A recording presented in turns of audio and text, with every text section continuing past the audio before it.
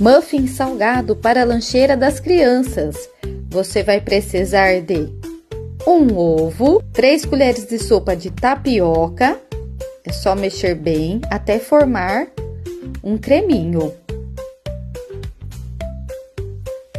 Acrescentar 2 colheres de queijo parmesão ralado e misturar bem novamente. Agora você vai colocar um pouquinho de sal a gosto, 1 colher de café de fermento em pó, misturar muito bem até formar um creminho com essa textura. Aí é só passar um desmoldante nas forminhas de silicone, colocar a massinha. Tudo pronto, agora é só levar no forno a 180 graus por 30 minutos.